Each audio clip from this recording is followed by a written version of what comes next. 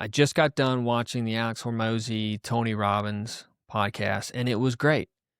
And it was, you know, Alex is a unique guy, and he is, he's the go-to about business. He's made so much money being that guy, and yet he was utterly transparent. Could you imagine Grant Cardone, having a conversation with Tony Robbins like that? No, Grant Cardone can't do that. He can't be, transparent like that and bare his soul and what he's struggling with. But Alex did, and it was really good to see. And I was reading the comics. My buddy and I were reading the comments, and it was good to see that everybody noticed that. That like, wow, Alex is being very transparent, and he is, allowing Tony to, talk to him. And Alex was nervous, and, rightfully so, because he knows who Tony Robbins is. And Alex knows that he, in the presence of someone who's worked on themselves spiritually, like Tony Robbins has, you're gonna feel like you're being outdone, outshined. I mean, and I appreciate that from Alex, like seeing that he was in the presence of someone that he was not the authority of, or he did not have, he had no value to give Tony Robbins. Now, obviously, as a person, he has value, and he can give Tony Robbins, friendship and whatever. But as far as like, he's not going to tell Tony Robbins something that he needs when it comes to his businesses. Tony Robbins is a billionaire, right? So not hit my camera. He's not going to teach him anything there. He's not going to give him anything spiritually or philosophically that's going to enhance his life. But he knows that Tony has that. Tony has all the life experience and all the work behind him that can allow him to give Alex that. So that was really cool to see him actually show respect towards Tony. And by respect, I mean just transparency and like speaking openly and honestly. And this is what I want to say, and I'm gonna talk about some things, but Alex's struggle to find happiness is a real thing. And the analytical Alex and the anabolic Alex from that podcast that Tony kind of compartmentalized, or kind of like segmented off as like two different versions of Alex, was so important, because it is very true that when you become so analytical and you are rewarded by that analytical approach to succeeding at something, right? It takes you away from your heart and your feelings. And I'm just going to say from the start, this is what the only thing that Tony could have added to that conversation that I did not see, and that I know that Tony's done, is psychedelic therapy. It's inescapable now. Tony's talked about it. He's had his experiences. That whole world that Tony's from, those people have done psychedelic therapy. Now, as far as Alex's heart growing to expand and for him to find something, for his, to get out of his analytical mind, that analytical approach, psychedelic therapy is the key for him to unlock that heart aspect of him. And the reason I know that is because I was in the exact same position that Alex was in, or is in, when it comes to having a kid. For all kinds of reasons, my experience in my family, me not feeling like I was able to figure out adulthood properly, and just being really honest with myself and being like, yeah, I don't have me figured out yet.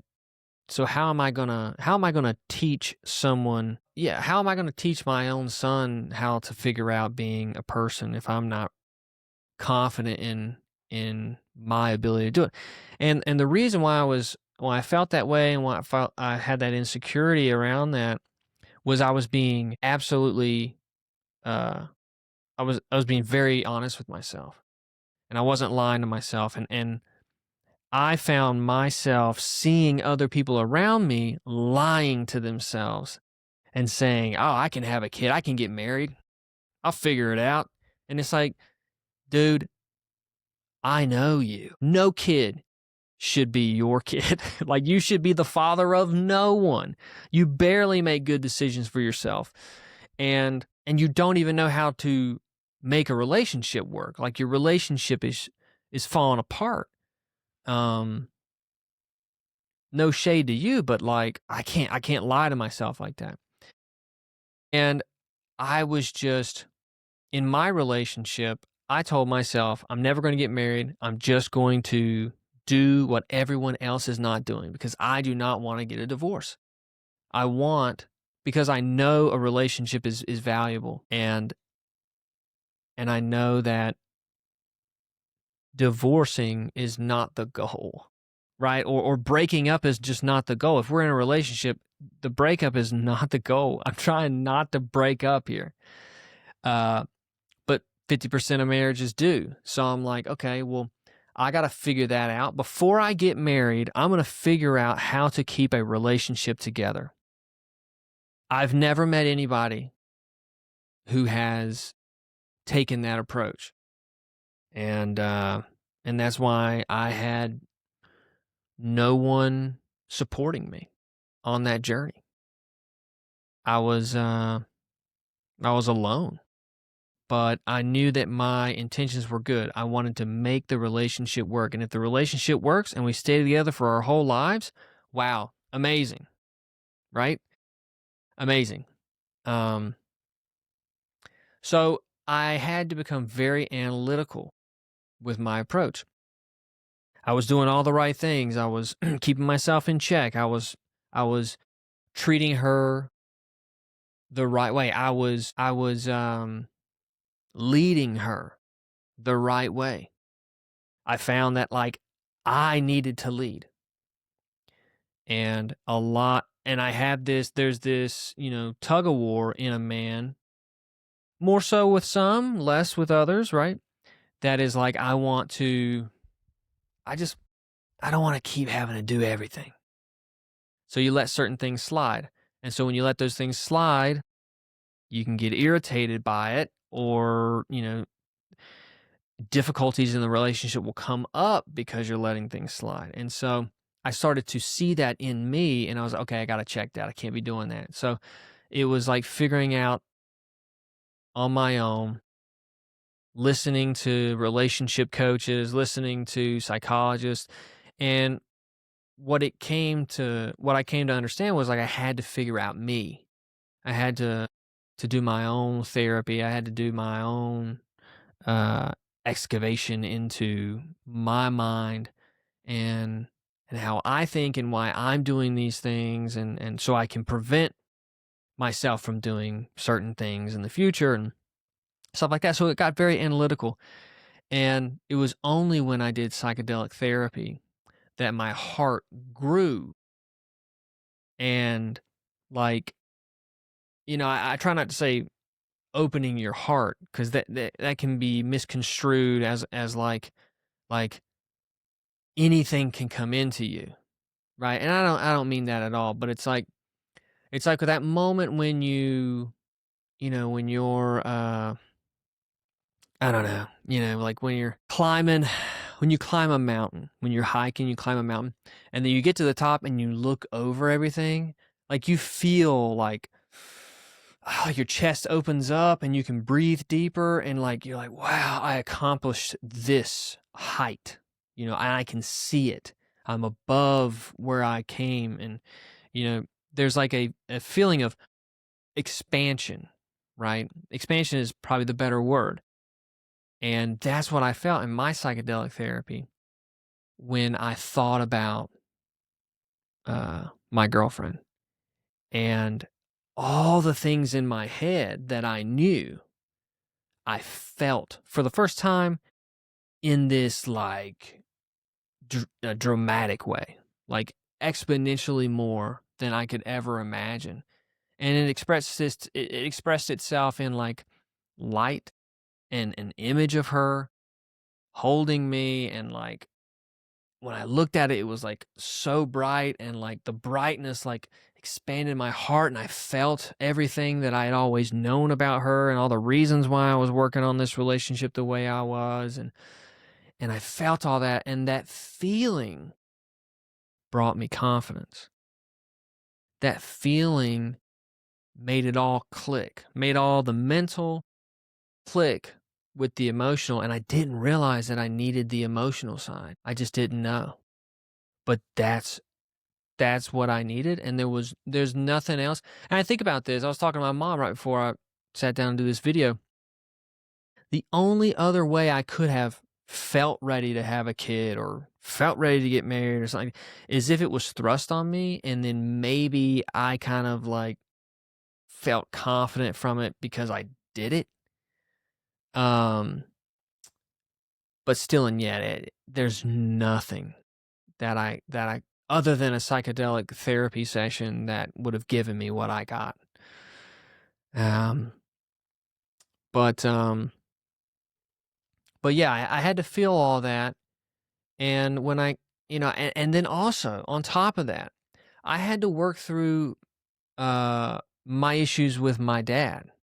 In my psychedelic therapy session, I had to work through that, and I had to feel things about my dad. I had to feel compassion for him and deep empathy for his situation in life and where he came from and what he put up with.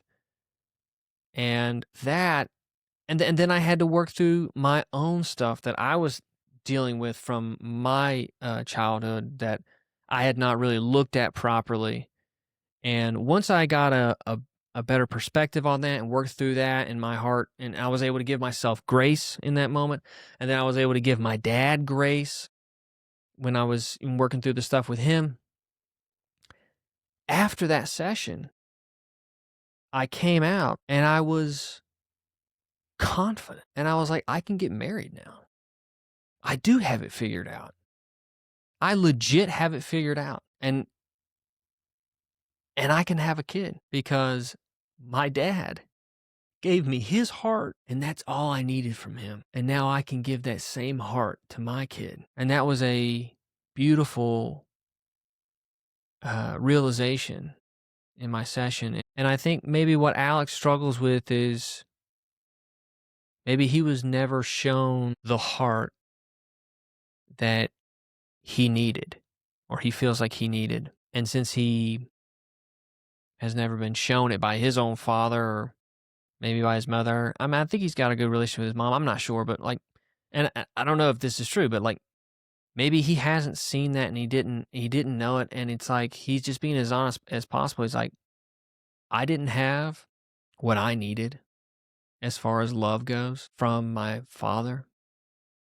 How can I give that to my kid, my son, my daughter, if I never had it? I could just be fucking that kid's life up, So, there's a lot there, but, Alex was so transparent. Like, it was so good to see, because his heart is receptive.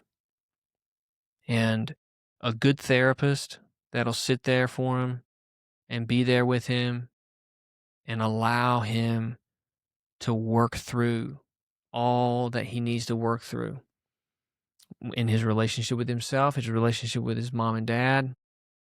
And that's what he needs, but he can do it. It'll bring an awareness to him of what he needs moving forward, what he lacked, forgiving his parents, forgiving himself.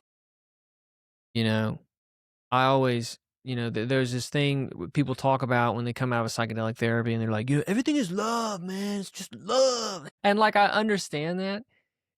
But my personal experience was, I think we might be using the wrong word, because grace is what I kept coming back to over and over in my sessions. But that encompasses love. Like, giving grace to someone is showing love for them.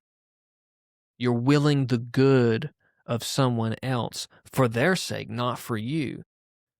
And that's gracious. So, the grace that you can finally give yourself and then give others and receive from God in your session is life-changing, life-affirming, and I mean, for me, it affirmed my confidence in being able to get married and I be okay and know that, like, I'm good.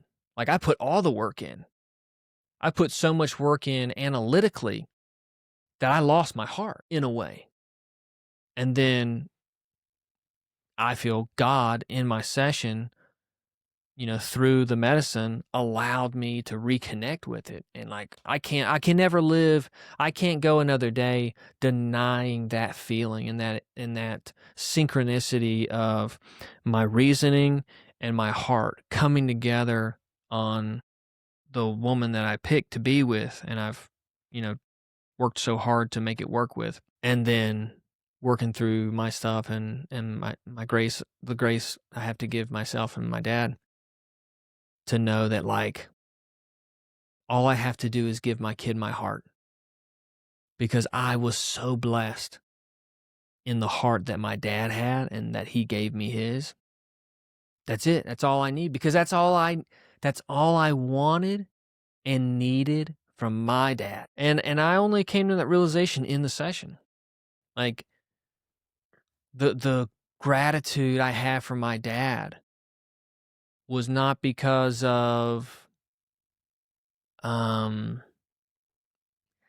because of anything else other than the fact that he showed me that I was worthy to be loved, and that and how to love. The way I love is the way that my dad loved me. Obviously, my mom loved me too, and I've learned from that as well. But like, I'm so much like my dad. And my dad was like this big heart of love, and it was such a blessing, and I have that now.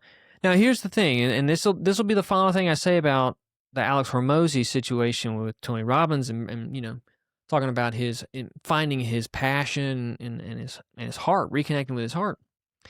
Is I have a friend who has done MDMA therapy, who has done Psilocybin therapy, and has done Ibogaine. He didn't know his father, and so when he did MDMA and when he did Psilocybin, he got to a place in his session where it was like the bottom of, like, like